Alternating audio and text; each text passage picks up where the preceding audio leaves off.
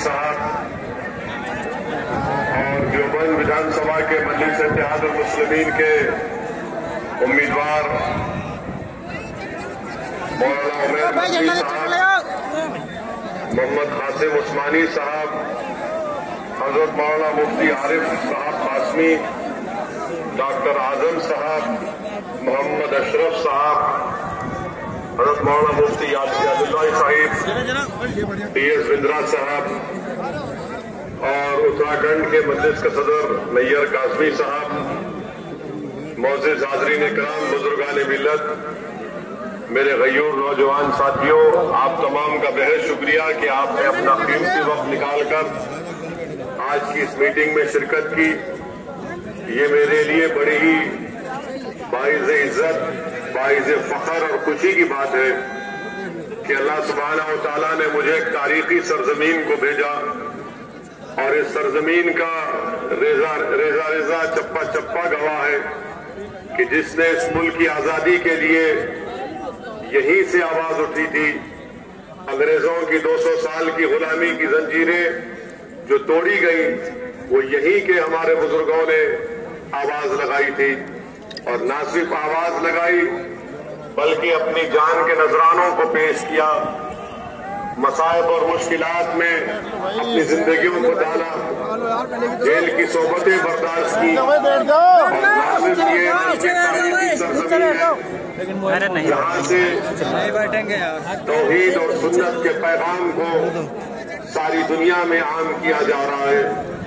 तो ये मेरे लिए बड़ी बाइज़ इज्जत और बाइज़ फख्र की बात है कि मैं इस तारीखी सरजमीन में आया हूँ और आपके दरमियान में खड़े होकर मैं एक ऐसे खानवादे के जानशीन और उनके फर्जन के लिए आपसे गुजारिश करने आया हूँ जिनके बुजुर्गों ने इस मुल्क के लिए अपना सब कुछ दे दिया, सब कुछ लुटा दिया।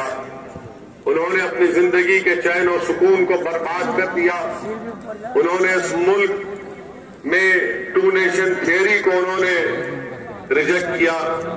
मैं ऐसे खानदान के एक चश्मो चिराग मेरे भाई मौलाना मसूद मदनी के हक में आपको वोट देने की अपील करने के लिए आया हूं और हमारा फरीजा है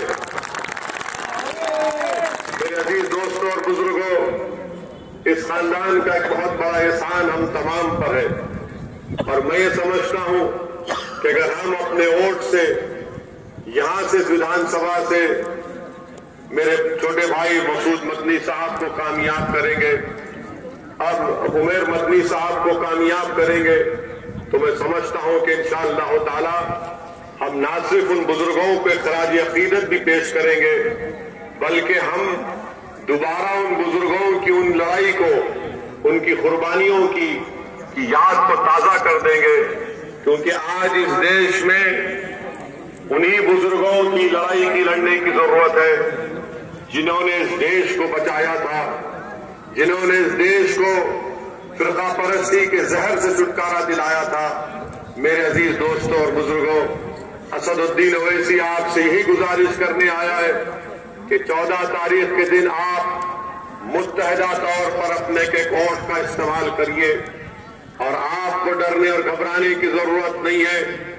मैं तो बीजेपी की हुकूमत से और बीजेपी से कहना चाह रहा हूं कि आपने यहां पर इस विधानसभा में एटीएस सेंटर बनाने का काम कर रहे हैं, मगर आप ये बताओ, मैं इस प्रदेश के मुख्यमंत्री से पूछना चाह रहा हूं उन दहशतगर्दों का क्या करेंगे जिन्होंने हमारी गाड़ी पर गोलियां चलाई थी?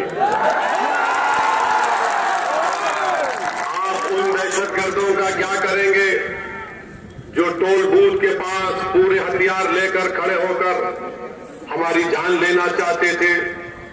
क्या वो दहशतगर्दी नहीं है? बड़ी बड़ी बातें उत्तर प्रदेश के मुख्यमंत्री करते हैं कि काम भी और लगाम भी। आपकी लगाम उन लोगों पर क्यों नहीं पहुंचती जो देश के संविधान की धज्जियां उड़ा रहे हैं, जो देश की जमहूरियत को कमजोर करना चाहते हैं, जो गोली पर भरोसा रखते हैं, बैलेट पर नहीं रखते? आखिर इन लोगों के लिए इतनी नरमी क्यों की जाती है? मेरे अजीज दोस्तों और बुजुर्गों, 5 साल से बीजेपी की सरकार रही उत्तर प्रदेश में, इन्होंने इस विधानसभा में कौन सा विकास का काम करवाया, कौन सा ऐसा काम करवाया कि जहां से यहां के बसने वाले लोगों को कोई राहत मिली या उससे उनको कुछ फायदा हुआ। 5 साल बीजेपी को अगर मौका मिला तो इन्होंने वही काम किया जो समाजवादी पार्टी ने 2012 से 17 में किया था। मेरे अजीज दोस्तों और बुजुर्गों, मैं आपके दरमियान में इसलिए भी आया हूं कि आपसे गुजारिश करने के लिए कि ये मजलिस की हिस्सेदारी की लड़ाई है। आपको अगर अपना हिस्सा चाहते हैं तो याद रखिए, ना समाजवादी, ना बसपा, ना कांग्रेस आपको हिस्सा देगी। वो यही चाहते हैं कि आपको डराकर, आपको कैदी बनाकर आपके वोट को हासिल किया जाए। आप बताइए, उत्तर प्रदेश में मैं आपके सामने आदादोशुमार और डेटा रख रहा हूं जो ये कहता है कि उत्तर प्रदेश में मुस्लिम समाज सबसे ज्यादा नौजवान बेरोजगार है तो मुस्लिम समाज के हैं। सबसे ज्यादा अगर कोई गरीब है तो अल्पसंख्यक समाज के मुसलमान है। सबसे ज्यादा अगर बच्चे स्कूल से बाहर है तो अल्पसंख्यक समाज मुसलमान के। सबसे ज्यादा अगर कम किसी के पास 2 एकड़ जमीन है तो अल्पसंख्यक समाज के मुसलमान है। सबसे कम ग्रेजुएट है 3% तो अल्पसंख्यक समाज के मुसलमान है। आप बताओ फिर हमको क्या मिला? सिवाय डर के कुछ नहीं मिला। हम 40 साल से सिर्फ फिरका परस्ती को रोकने के लिए वोट डाल रहे हैं। हम 40 साल से सिर्फ हमारे तहफ्फुज़ के लिए वोट डाल रहे हैं। हम 40 साल से सिर्फ इनके झूठे दिलफरेब वादों पर भरोसा कर वोट डाल रहे हैं कि आपको आपका जायज मुकाम दिला दिया जाएगा। फिरका परस्ती इतनी उरूज पर आ गई कि बीजेपी के पास 300 MP जीत कर आ गए। आज हमको इतना दबाया और कुचला जा रहा है कि हम अपनी आवाज तक नहीं उठा सकते। आज इतना डर सपा, बसपा और कांग्रेस में पैदा हो चुका कि वो अपने मन से लफ्ज अल्पसंख्यक समाज मुसलमान लेने से इनका नेता डरता है। मेरे अजीज दोस्तों और बुजुर्गों, असदुद्दीन ओवैसी आपके दरमियान में आकर ये कह रहा है कि आपको डरने और घबराने की जरूरत नहीं है। ये एक तारीखी मुबारक सरजमीन है जहां से आप लोग तौहीद की शमा को रोशन करते हैं, सुन्नत के पैगाम को आम करते हैं। तो इस सरजमीन से एक गुनाहगार आपसे अपील करता है कि हिकमत और मसलहत के नाम पर खुदा के लिए अब के बाद बुज़दिली के मुजाहरे मत करिए। डर के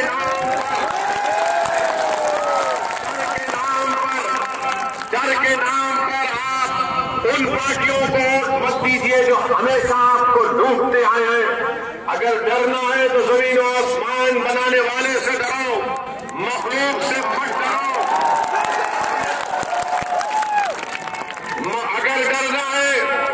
अगर डरना है तो खालिक से डरो।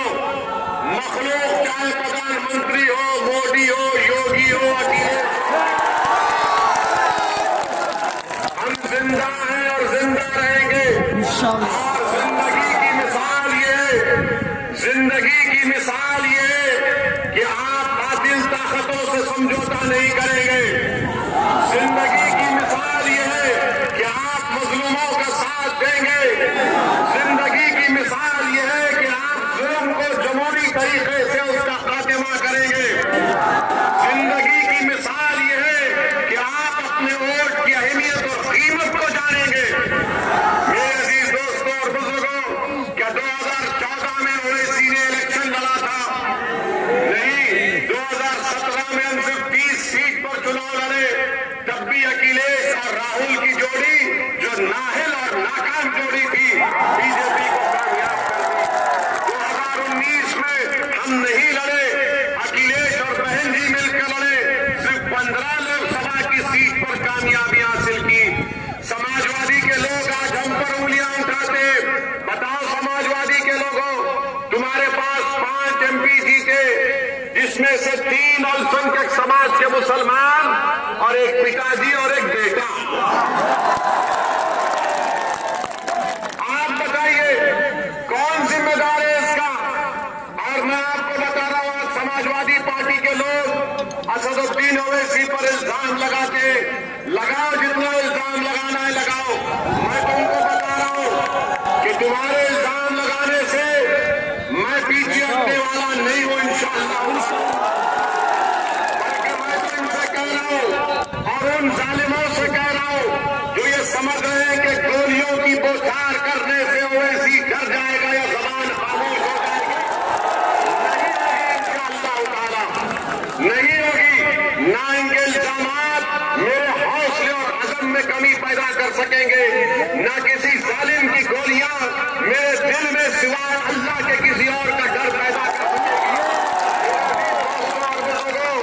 आप पूछिए समाजवादी पार्टी से, पूछिए इनसे कि लोकसभा में आपने यूएपीए के कानून में जो दिल्ली में बैठकर एक इंस्पेक्टर किसी को भी दहशतगर्द घोषित कर सकता है, समाजवादी ने, बसपा ने, कांग्रेस ने अमित शाह के लाए हुए कानून की तायीद की थी। किसने मुखालिफत की थी? असदुद्दीन ओवैसी और इम्तियाज जलील ने मुखालिफत की। मेरे अजीज दोस्तों और बुजुर्गों, आपसे मैं अपील करने आया हूं कि डर कर वोट मत दीजिए, उमैर मदनी को तो उम्मीद के नाते वोट दीजिए। और मुझे यकीन है कि उमैर मदनी को अगर इंशाअल्लाह अल्लाह आपके दुआ वोट से कामयाब करेगा तो वो ना सिर्फ इस विधानसभा के लोगों को मुतमईन करेगा बल्कि अपने बुजुर्गों को भी वो शर्मिंदा नहीं करेगा इंशाअल्लाह। मेरे अजीज दोस्तों और बुजुर्गों, बहुत सी बातें हैं, मैं सिर्फ चंद बात आपके सामने करके यहां से रुखसत हो जाऊंगा। कल सहारनपुर में प्रधानमंत्री आए थे,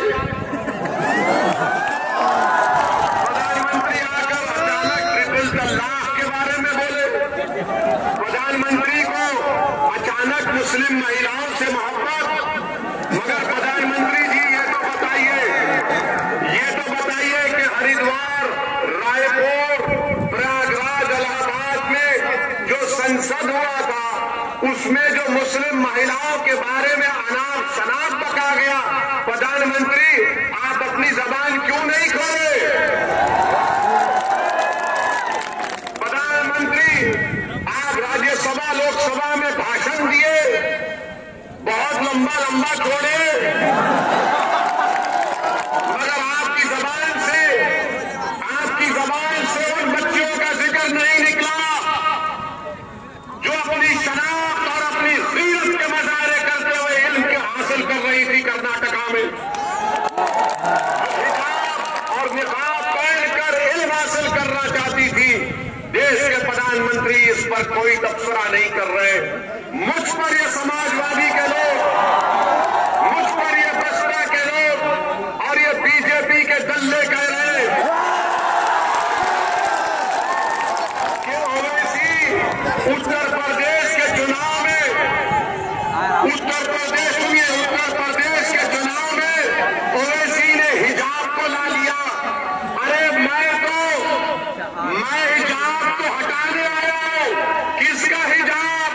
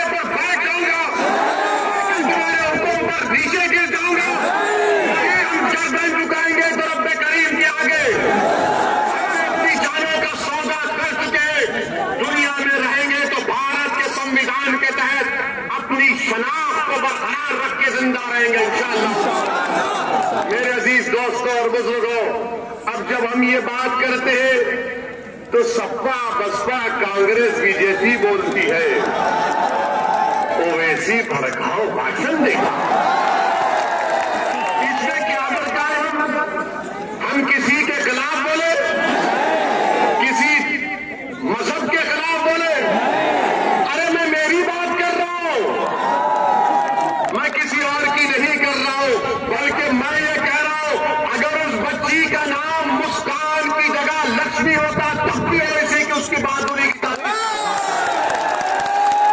मगर ये लोग समझते नहीं है, ये लोग समझते नहीं है। याद रखो आप मेरी इस बात को, याद रखो कि समाजवादी पार्टी ने कल्याण सिंह को टिकट देकर लोकसभा पहुंचा दिया। आप खामोश बैठ गए मसलहत के नाम पर।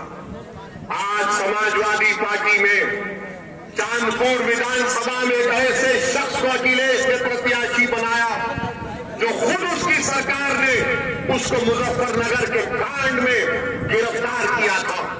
हसनपुर से ऐसे प्रत्याशी को दिया जो खुद कहता है कि मैं आरएसएस का मेंबर हूं। आप बताओ फिर कौन प्रतापरस्ती कर रहा है? किस बुनियाद पर हम पर इल्जाम लगाया जाता है? मेरे अजीज दोस्तों और बुजुर्गों, आपसे अपील कर रहे हैं कि 14 तारीख के दिन बेखौफ होकर पूरे इत्मीनान के साथ देवबंद की विधानसभा में मजलिस के उम्मीदवार उमर मदनी साहब को पतंग के निशान पर बटन दबाकर आप अपने इत्तेहाद को कामयाब करिए, हिस्सेदारी की लड़ाई में पैदा करिए और 14 तारीख के दिन पूरी विधानसभा के आसमानों पर खाली पतंग नजर आना। अपने इत्तेहाद के जरिए अपनी आवाज को, अपनी पहचान को उत्तर प्रदेश के विधानसभा में भिजाइए।